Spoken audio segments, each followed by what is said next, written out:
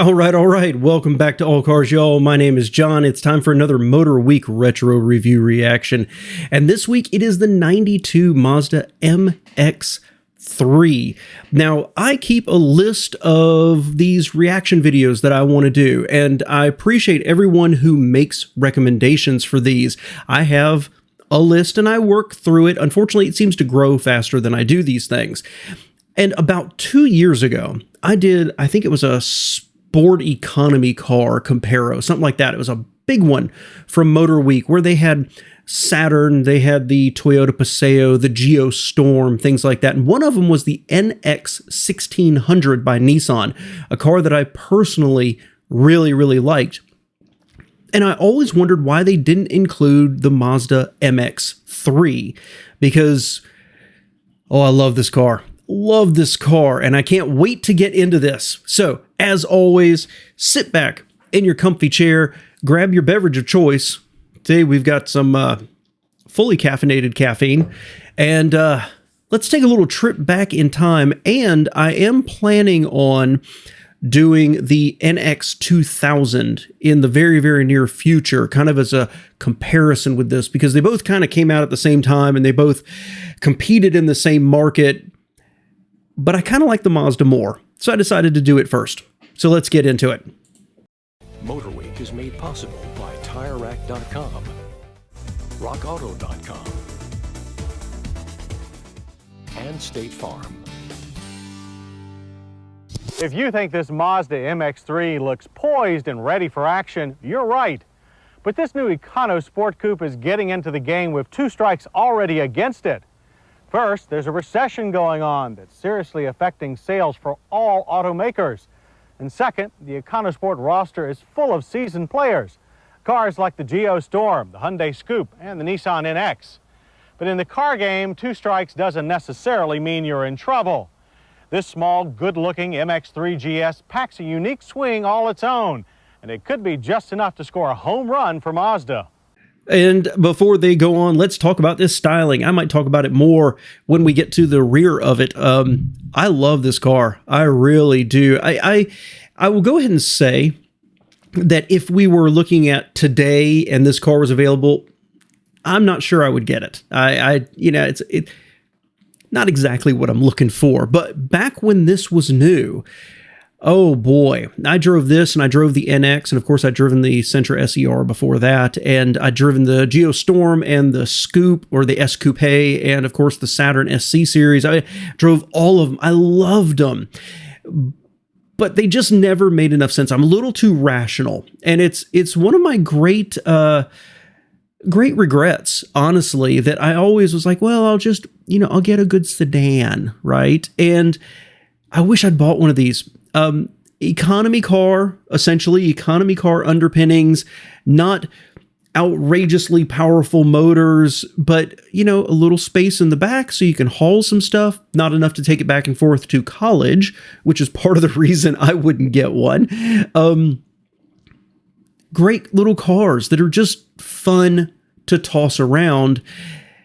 And I think this one looks terrific. Of all of them, I do have to say I probably like the Saturn styling a little bit better, but this is memorably good looking to me. I think Mazda was hitting on all cylinders in the early 90s. Of course, they've ended the Amati launch, and they came out with the Millennia, which if you've watched, it's possibly my favorite car of the 90s. They came out with this. They came out with the MX6. They just really, to me, were hitting on all cylinders in terms of styling and interiors and engines and just everything. And so when I think back to these early 90s, and this would have been my early 20s, this is one of the most memorable cars from that time of just youthful exuberance.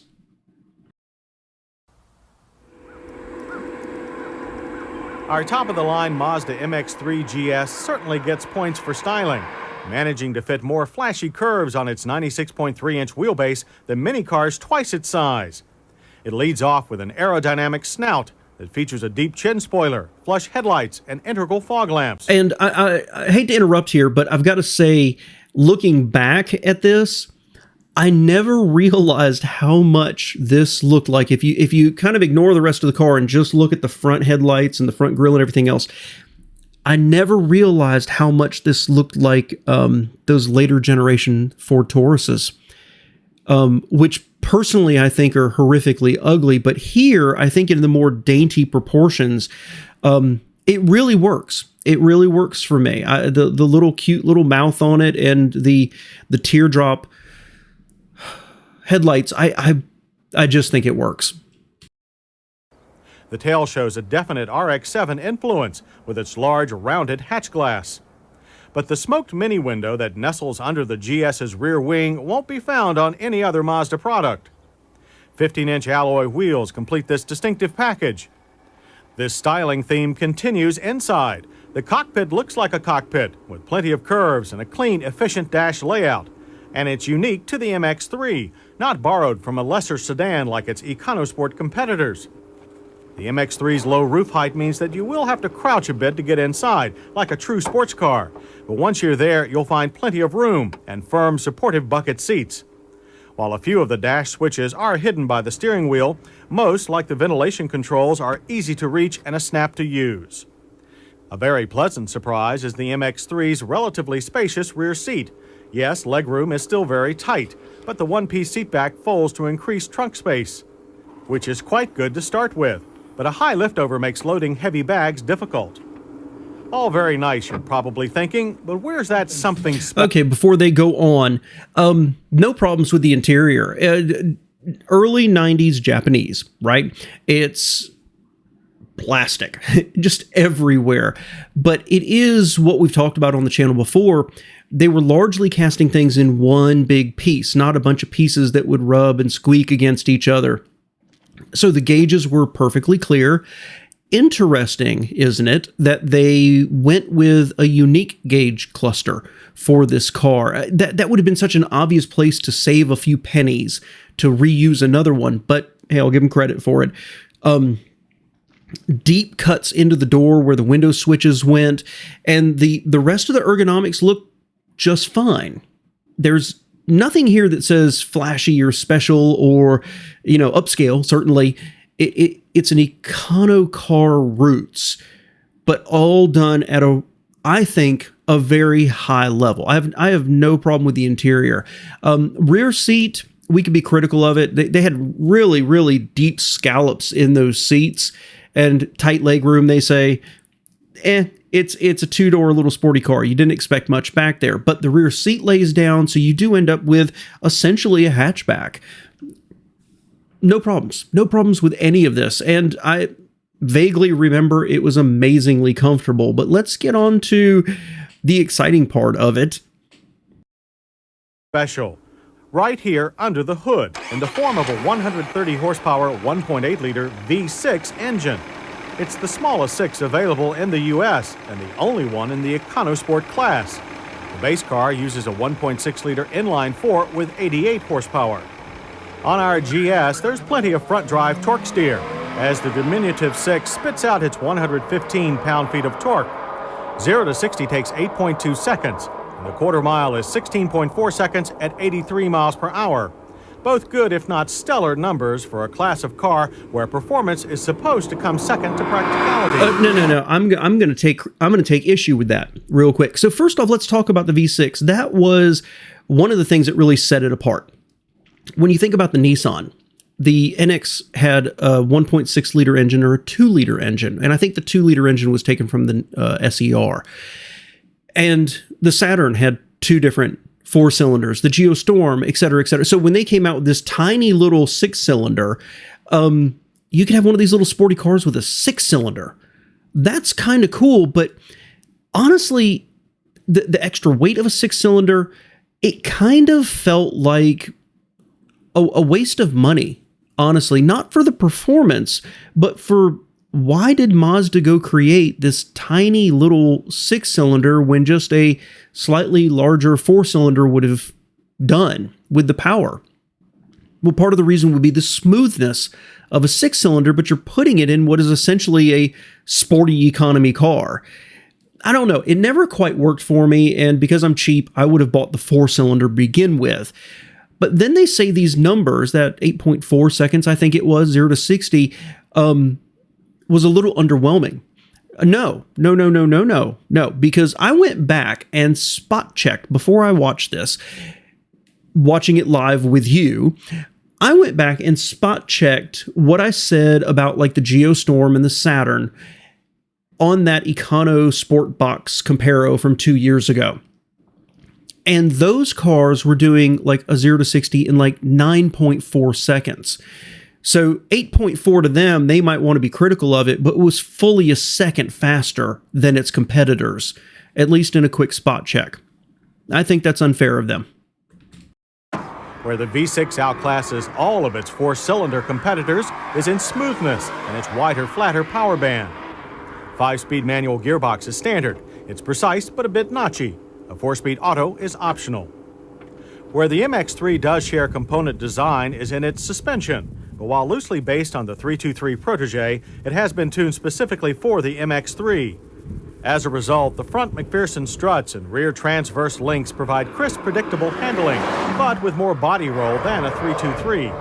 You can also easily drift the tail in fast corners, something a 323 will resist to the end. The MX3 is a lot of fun to drive.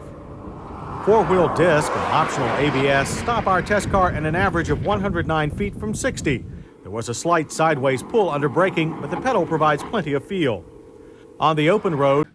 Before they go on to their open road thoughts here, really impressive. Really impressive, actually. So I had, not this generation, I had a later generation. I had a Protege, and it is one of the most memorably good cars I'd ever owned. It forms the entire foundation of why I like and respect Mazdas.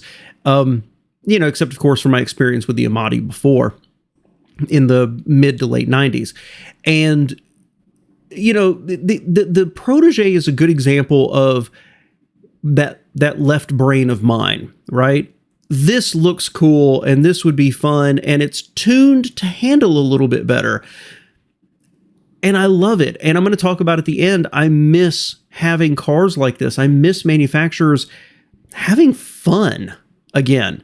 But if I was looking at this car and there was a Protege right there, I'd get the Protege because it just makes more sense.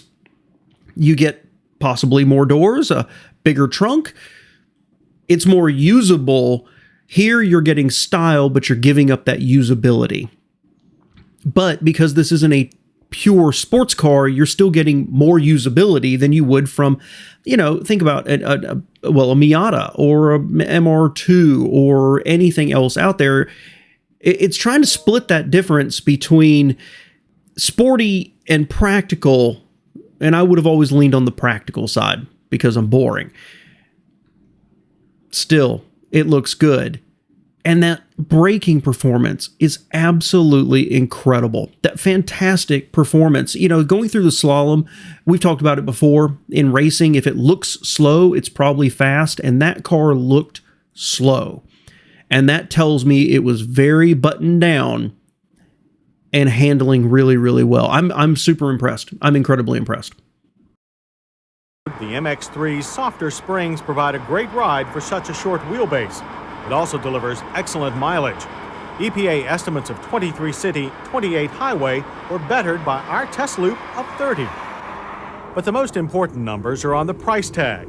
The base MX3 cost $11,000, about in line with the Geostorm and Nissan NX, but more than a Hyundai Scoop or Toyota Paseo. Our V6 GS starts at $13,800 and tops out fully optioned at a rather steep $17,695. Without the sunroof, power windows, and CD, the price drops to $16,115. But no other car of its type comes close to the MX3's style or offers a V6 engine. It's also the most distinctive car in its class, sharing less with lesser Mazda models. And that may be enough to make the Mazda MX3 the champion of the EconoSport clan. It's a neat set of wheels. And we'll have more thoughts after this one spends some time in our long-term test. Oh, that's pretty cool. They took a long-term with it. I don't know how this sold. I really don't. That whole section of the market of these small coupes based on lower platforms, right? More economy car platforms. It doesn't feel like it lasted very long. It feels like it was maybe 2 generations. Now, there were sporty 2-door versions of like the Sentra and things like that. They lasted a little bit longer.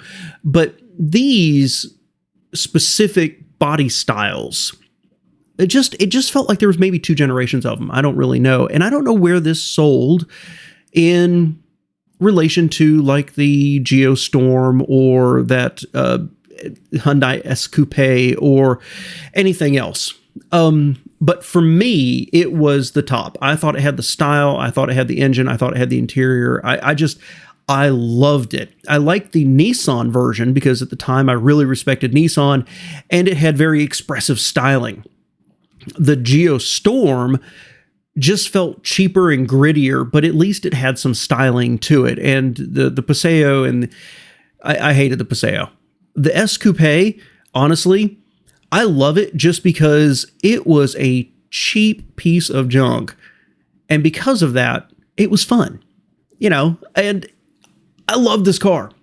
And it makes me sad to watch these sometimes. It's such a trip down memory lane, and I hope that those of you of a certain vintage can ride along with me here and remember these, seeing these out on the road in parking lots, and young people getting started with their life. This is their first car they buy.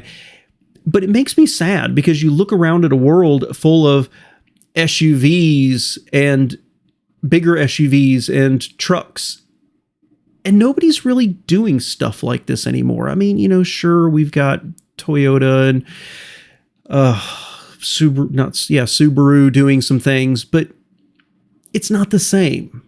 These are 323s and cheap Toyotas and cheap Isuzus that were just basic economy cars. They were appliances to get you around, and then they put these cool bodies on them with 2 doors and a little hatchback maybe to make them have a little bit more usability. And they were cheap. Now, $17,000 for the top of the line. Oh, there's a lot of other cars around $17,000 in 1992 that I think I would rather have. And that's that left brain talking again. But if you weren't looking for outright performance, and I'm not sure why you would in this car, get the 4-cylinder, maybe skip the sunroof, and all of a sudden you've got something that's pretty affordable with just enough practicality. I miss this section of the marketplace, and all I can say is I hope it returns. I don't think it will, but I hope it returns. And I think that as EVs continue to grow and as we move into more EVs and EVs become cheaper, I kind of think that manufacturers will start experimenting at this lower end and more expressive level car to boost up sales to pay off EV platforms. Let me know what you think below, guys. I appreciate you being here. And of course, if you ever owned one of these, let me know what you thought of it and how it held up, because I think you can tell I'm a pretty huge fan. Thanks, y'all.